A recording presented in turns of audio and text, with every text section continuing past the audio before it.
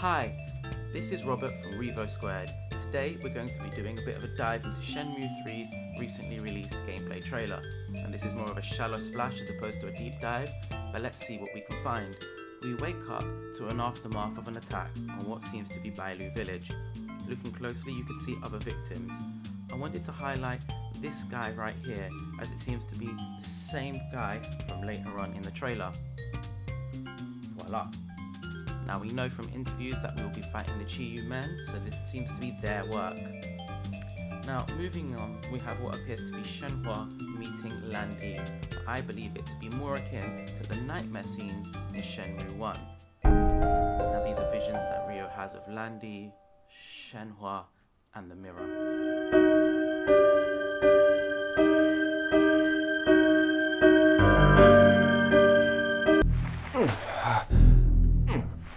Going back to the aftermath, somebody appears to have been kidnapped. Now my guess would be Shenhua's dad, but it's very much open to interpretation. What this trailer does do is introduce us to a few new characters. For example, we get to meet this burly beefcake. His house has been ransacked by the Chiyu men. This house, however, does look very similar to the dev diary footage from 2017, but I don't believe them to be the same house, indicating that many houses have been attacked. And so we have Ryo exploring that area and being able to interact with his environment. This boy mentions a man named Zu to Ryo, but who that is, we don't know. This wall of muscle perhaps?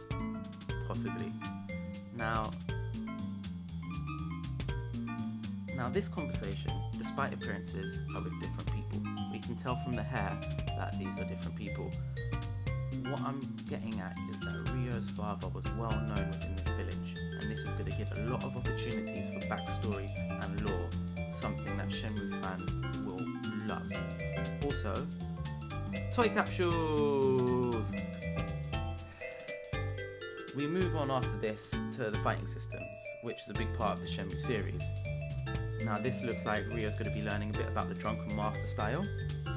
What's cool about the fighting system that we get a glimpse of is that it's the same sound effects from previous Shenmue games. It seems like they're trying to get a lot of consistency between the games despite visual differences. Now I want to quickly highlight this, which appears to be a wooden training dummy.